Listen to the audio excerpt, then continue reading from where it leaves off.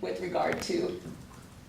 What about the other media in covering that campaign? Because there was the issue of him first becoming an independent, then very quickly, and some would say expediently, becoming a Democrat to run in the race.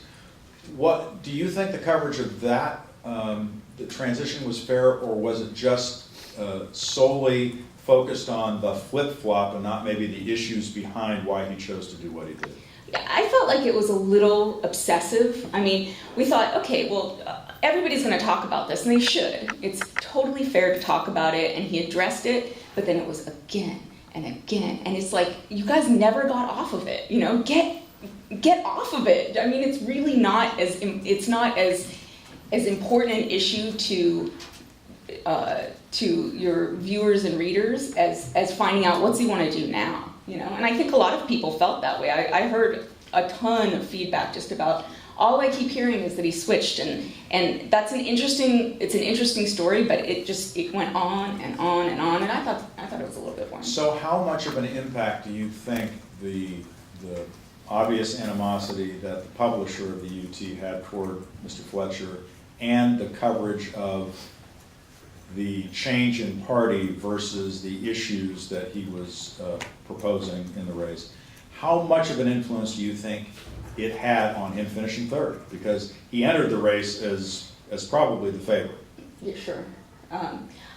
This is grade the media, not blame the media. Yeah. No, I don't. Just curious in wondering how much you all in the campaign thought the media coverage of that one issue contributed to his loss. I have to say, a lot of people afterward came up to us and said, we picked on him because he was so far ahead. And we really felt like we had to pick him apart because, you know, everybody loves Nathan, and Nathan's just this great golden boy, and we really went after him hard. And people actually admitted that to me. One of the things that I had the biggest problem with was the recycling of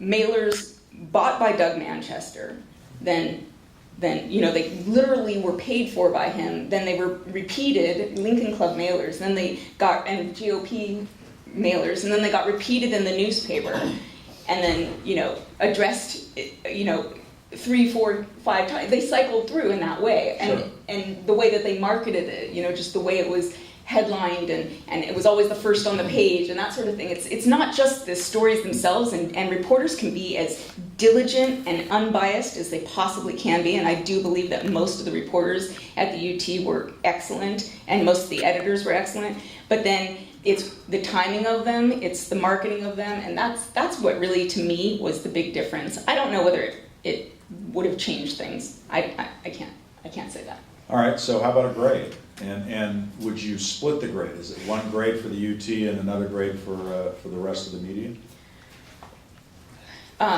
Yes, actually. All right, let's have it. I guess I would give the UT a C, accounting for the good work of the reporters who were directly covering the campaign, or some of them. And just the management handling of it and the way I felt that things were marketing, I would give it an F, so I would average it a C, you know. Okay. Yeah. And the other media? Most of them, I would say a B+.